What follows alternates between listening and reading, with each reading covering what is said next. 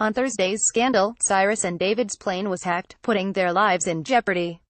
Here are the most important things to know about Air Force 2, the 13th of Season 7. The show began with Cyrus finding out Melly was sending him and David to Lisbon for a digital piracy summit, preventing him from giving a speech at the annual Al Smith dinner. He thought Jake was behind the change, and refused to share his planned speech with him.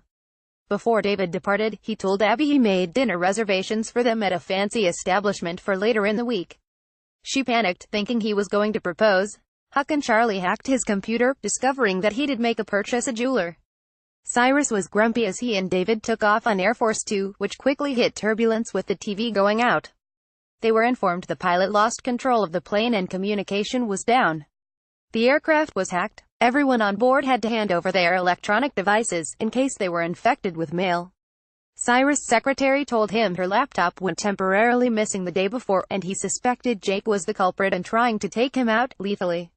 He confided in David, and had a staffer send the virus from the laptop to QPA via satellite, along with a message asking for help and not to trust the White House. Melly and the White House was in crisis mode, since they could no longer communicate with the plane. But the satellite showed the aircraft abruptly turning around, making them suspect it was going to be used in and on Washington, D.C. Jake said they may need to shoot the plane down, and Melly confronted him about being behind the plot, which he denied. She didn't believe him, and kicked him out of the Situation Room. Melly later called Fitz, but declined his offer of advice. Amidst this, Olivia brought her mom a special meal for her birthday, and turned off her ringing phone to celebrate with her. Mama Pope angrily asked if she was only there out of guilt for keeping her in prison after going to the Supreme Court on behalf of people behind bars. She accused Liv of living in a fantasy world, at which point Olivia stormed away and turned on her phone. Melly went along with Jock's suggestion to send out fighter jets, but no one was to pull the trigger. Seeing them out the window, Cyrus muttered to David, "Ballard's winning." David wanted to use the satellite to communicate with Melly, but Cyrus thought she'd be manipulated by Jake and told him to prepare for the worst. A journalist suspected there was a secret Wi-Fi signal and begged one of the staffers to let her phone connect before everyone was ordered to take their seats. She then filmed Cyrus addressing everyone on board and was able to live stream it. At QPA, Abby was on the verge of tears as she suspected the F-15 missiles would be used. Huck encouraged her to accept the potential marriage proposal, but she was thinking David was going to die before it would ever be a possibility.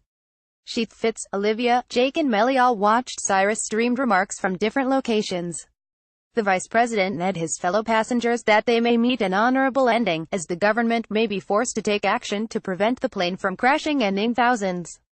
"This is something to die for," he told everyone. "I'm proud to do that with all of you." Olivia's mom tried to calm her, but was really just mocking her. Mama Pope even said they should celebrate the imminent deaths, since they were people who contributed to her exit from the White House. Disgusted, Liv left. Jake again denied to Melly that he was involved in the hijacking and said he would do whatever she wanted.